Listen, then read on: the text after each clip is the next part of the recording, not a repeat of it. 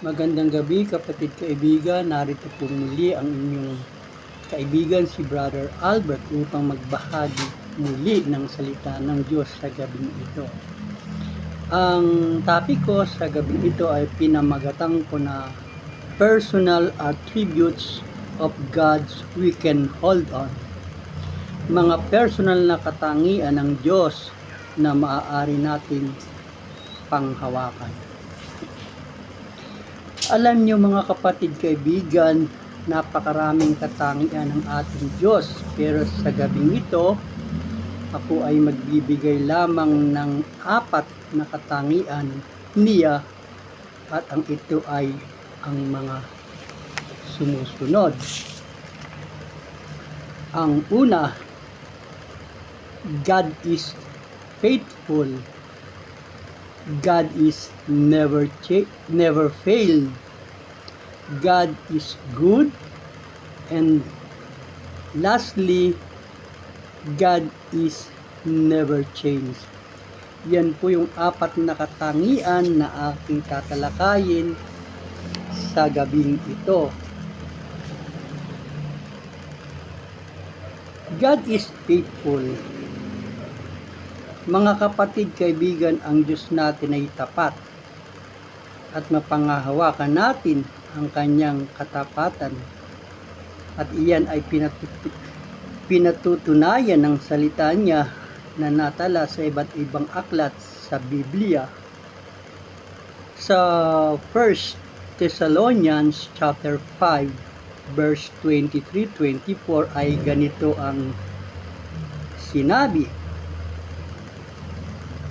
And the very God of peace sanctify you wholly, and I pray God your whole spirit,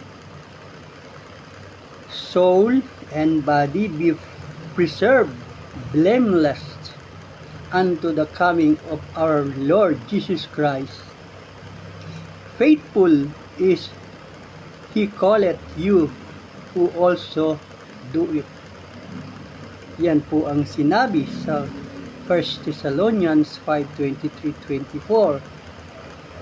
Tapat iyaong sa inyo'y tumawag na gagawin rin naman ito.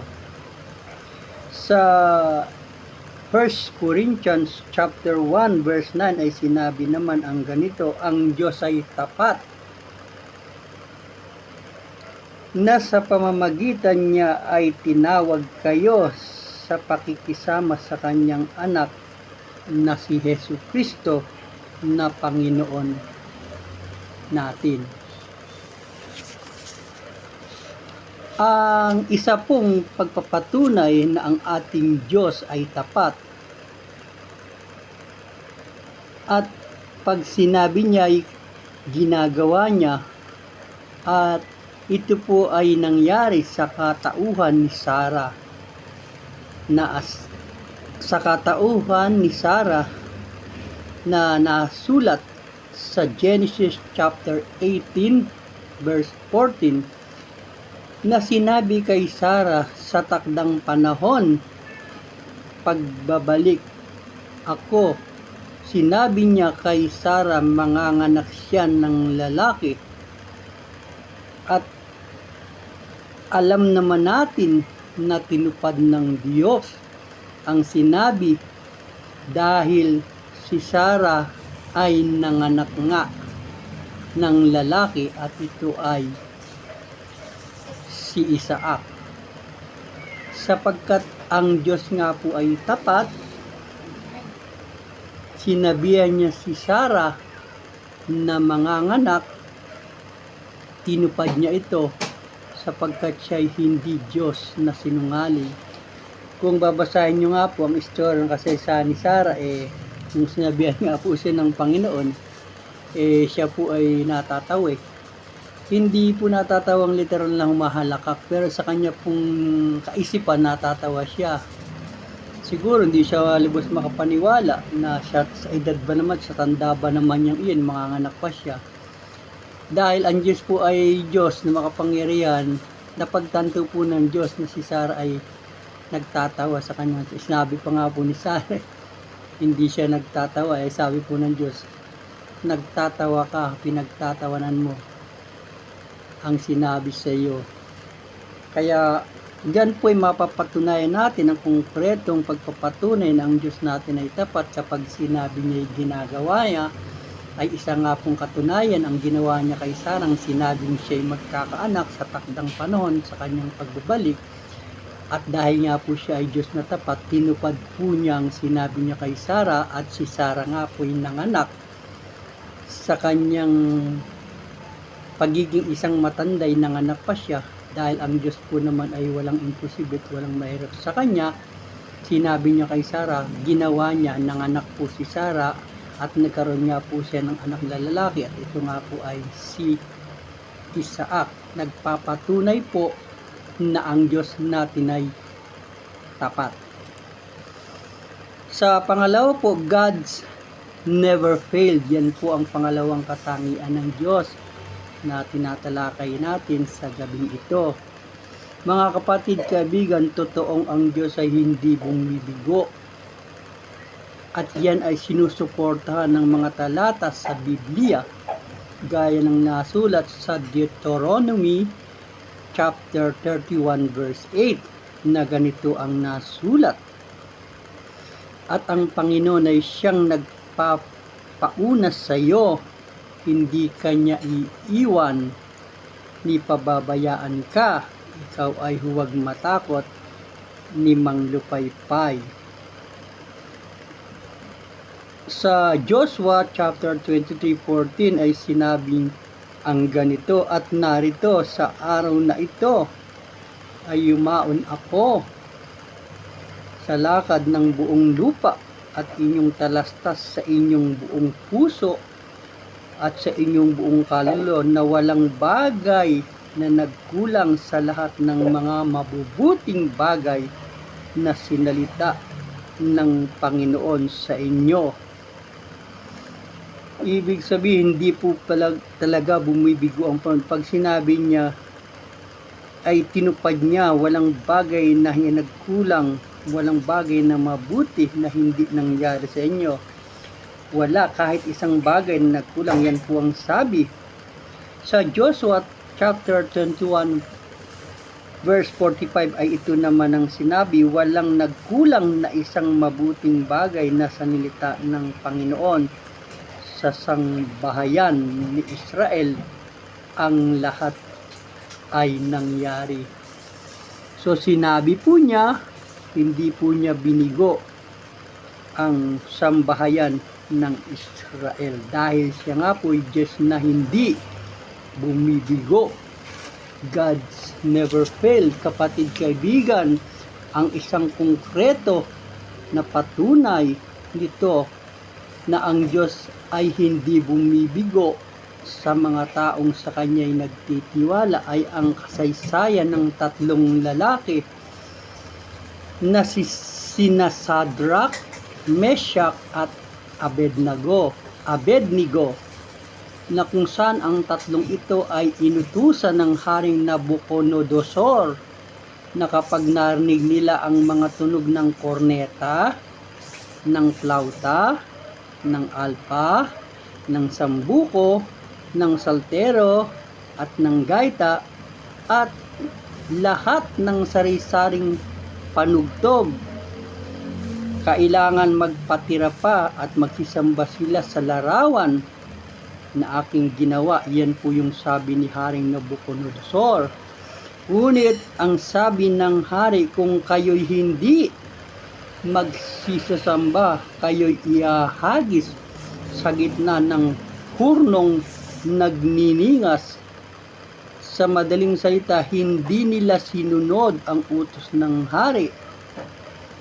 At dahil dito'y nangyari nga na sila'y inihagis sa hornong, makapitong beses ang init nito kaysa sa dating init nito. At dahil hindi sila binigo ng Diyos sa kanilang pananalig at sa pangyarihan ng Diyos ay hindi sila nasunog. At dahil sa kapangyarihan ng Diyos ay hindi sila nasunog, ni walang paso sa kanilang mga katawan at pati ang hari ay hindi makapaniwala sa nangyari. Kapatid, kaibigan, para sa higit na pagkakaalam at pagkanawa ng istoryang ito,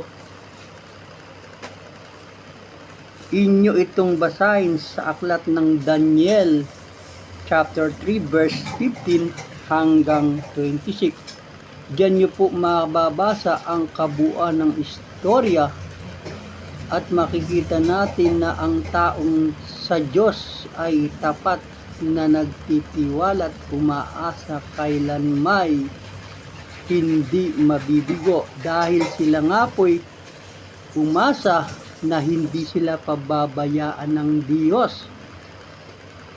Kaya hindi sila sumamba sa larawan na ginawa ng hari, at alam naman natin na hindi nga nabigo ang tatlo, sapagkat sila'y hindi naman talaga nasunog. At nagtaka pa nga po ang hari, ang inihagis po ay tatlo, ang nakita po ng hari ay 4. Sino daw po yung isang lumalakad sa apoy? Yun po yung Panginoon na sinamahan sila, sapagkat sila'y nagtiwala at nang hawakan na hindi sila pababayaan ng Panginoon, kaya ang Panginoon ay hindi sila binigo. Basahin po natin yan. Napakaganda po ng istorya ng kasaysayan ng tatlong lalaking ito, na napatunayan nila ang Diyos ay hindi bumigo sa kanila, dahil hindi nga po sila nasunog o ni napasok man lang ang kanilang physical na katawan. Diyan po natin makikita na ang Diyos ay hindi bumibigo sa mga taong lubos ang pagtitiwala sa Kanya. Darako na po tayo sa pangatlong katangian ng Diyos. God is always good. Oo mga kapatid, kaibigan, ang Diyos ay laging mabuti. Bagamat tayo'y hindi mabuti, ang Diyos ay mabuti pa rin. At yan po ay pinatunayan ng banal na kasulatan, ay nagpapatunay na ang Diyos ay mabuti. Sa Psalm 145 verse 9 ay sinabi ang ganito, ang Panginoon ay mabuti. Yan po ang sabi. Sa lahat, ang kanyang malumanay na kaawaan ay nasa lahat ng mga gawa.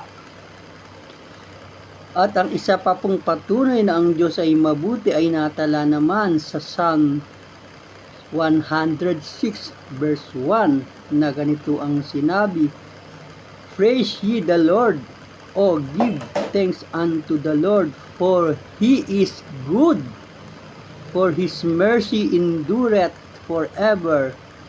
Ang kanya daw pong kabutihan at kaawaan ay magpakailanman. Kapatid, kaibigan, ang konkretong batayan ng pagiging mabuti ng Diyos sa kabila ng hindi pagiging mabuti nating tao ay noong ipinadama niya ang kanyang pag-ibig noong tayo'y makasalanan pa. Yan po ay natala sa Roma chapter 5 verse 8, at yan po ay nagpapatunay na tayo ay inibig ng Diyos kahit tayo'y hindi kaibig-ibig, dahil nga po siya ay Diyos na mabuti. Ang sabi po sa Roma chapter 5 verse 8, ngunit ipinadama ng Diyos ang kanyang pag-ibig sa atin nang namatay si Kristo para sa atin noong tayo'y makasalanan pa. So, kahit tayo'y makasalanan, inibig tayo ng Diyos, sapagkat siya'y totoong Diyos na mabuti. At hindi tayo karapat-dapat ibigin dahil tayo'y mga makasalanan, pero dahil ang kanyang anak, dahil siya ay mabuting Diyos, nagawa niyang ibigay ang kanyang anak upang tayo'y matubos sa kapahamakan dulot ng kasalanan, namatay si Kristo na walang kasalanan upang makaharap tayo sa Diyos. Ang yan po ay natala sa unang Pedro chapter 3 verse 18 na ganito po ang sinabi, sapagkat si Kristo na walang kasalanan ay namatay ng minsan para sa inyo na makasalanan upang iharap tayo sa Diyos. Sapagkat siya nga po Diyos na mabuti, tayo namang tao'y hindi mabuti at hindi karapat dapat ibigin. Dahil ang Diyos ay mabuti, nagawa niyang tayo ay ibigin sa pamamagitan ng pagpapadala ng kanyang anak na hanggang sukdulang mamatay na siyang walang kasalanan para lang sa ating katubusan sa kapamakang dulot ng kasalanan. Ano pa ba, kapatid kaibigan, na magpapatunay sa iyo ng pagiging mabuti ng Diyos kung ang buhay ng kanyang anak ay ibinigay niya? May higit pa ba rito? Kapatid, wala nang higit pa rito sa kabutihan ng Diyos na ang kanyang anak ay ibinigay bilang pambayad utang sa ating mga kasalanan dahil siya'y mabuting Diyos. Darako na po tayo sa pang-apat na katangian ng Diyos na tinatalakay natin sa gabing ito. Ang pang-apat po at panghuli ay ang Diyos ay hindi bumibigo. Ang Diyos ay hindi nagbabago. God's never change. Oo, tama ang narinig mo, kapatid kaibigan, ang Diyos ay hindi nagbabago. Dahil ang Diyos mismo ang nagsabi siya ay hindi nagbabago. Ayon po sa aklat ng Malakay chapter 3 verse 6. Ito po mismo ang siyang nagsabi, for I am the Lord.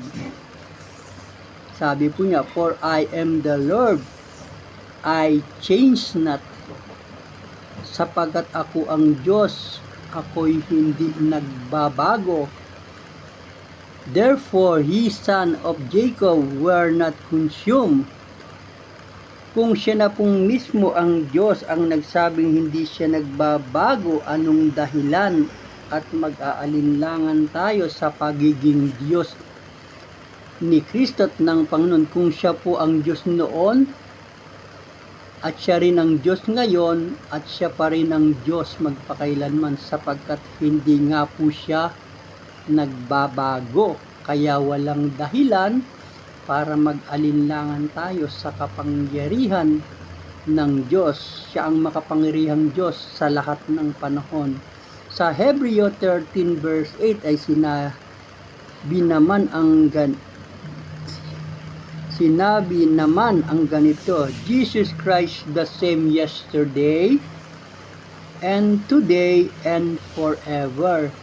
Kung siya ay si Kristo ay siyang kahapon, siya sa kasalukuyan at siya sa hinaharap, ibig sabihin lang nito, maaasahan natin siya sa lahat ng panahon. Kasi saklaw niya ang lahat Siya ang nakaraan, siya ang sa kasalukuyan, at siya pa rin ang sa darating. Sapagkat siya nga po hindi nagbabago, ang ibig sabihin, maaasahan natin siya sa lahat ng panahon dahil siya ang Diyos na makapangyarihan sa anumang panahon, sa nakaraan, sa kasalukuyan, at sa darating. Mga kapatid, kaibigan, ating tinalakay ang ilan sa mga katangian ng Diyos, na ang Diyos ay tapat, na ang Diyos ay hindi bumibigo, na ang Diyos ay mabuti, na ang Diyos ay hindi nagbabago. Bago ako magwakas sa pagtalakay ng topic na ito, sa gabing ito, kapatid, ako ay mag-iiwan ng katanungan. Kapatid, kaibigan, gusto mo bang maranasan ang katapatan ng Diyos at hindi ka mabigo sa mga pag-asa mo na inaasahan mo sa Kanya sa kasalukuyan at maging sa darating? Dahil siya'y Diyos na mabuti, na kung saan hindi siya nagbabago, kaya't ang pagiging Diyos niya ay magpakailanman. May kakayang mag-ingat sa iyo sa lahat ng panahon ng buhay mo. Kung iyan ang gusto mo, ipagkatiwala mo ang buhay mo sa Kanya sa pamamagitan ng pagtanggap mo sa Kanya bilang iyong Panginoon at tagapagligtas. Gawin mo ito sa pamamagitan ng taus-pusong panalangin, nagpagtanggap sa Kanya. Kung yan ang gusto mo, inaanyayahan kitang manalangin kasama ko sa panalangin ng pagtanggap. Kapatid, kaibigan, ikaw na nanonood ng bidyong ito ay sumabay sa maikling panalangin kasama ko sa panalangin ng pagtanggap bilang iyong Panginoon at sariling tagapagligtas upang maranasan mo ang mga katangiang taglay ng ating Panginoon Diyos.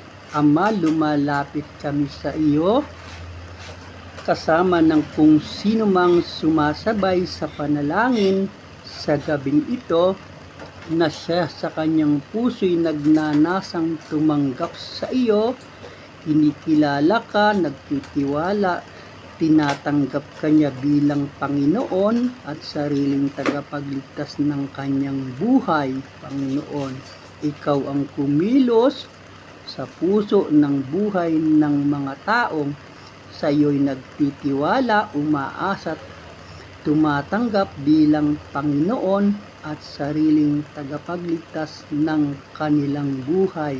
Panginoon, linisin mo kami, hugasan mo kami sa lahat ng kalikuan, sa lahat ng kasalanan. Mayroong taglay kami simula pa sa pagkabata.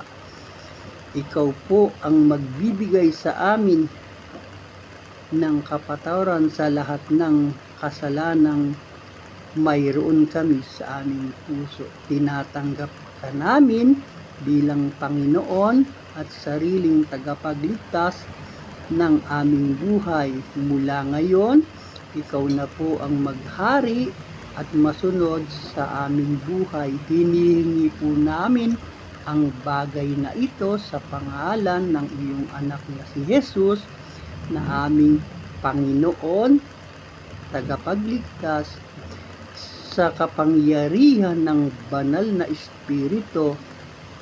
Amen. Salamat kapatid, kaibigan, sa maikling oras ng pagsama sa pagtalakay sa paksong ito sa apat na katangian na mayroon ang Diyos na aking ibinigay sa gabing ito. Pagpalain, ingatan, proteksyonan tayo ng ating Panginoon sa gabi ito sa ating pansamantalang pagtulog sa gabi ito upang bigyan kapahingan ang mga katawang pagod sa maghapong paggawa. Amen.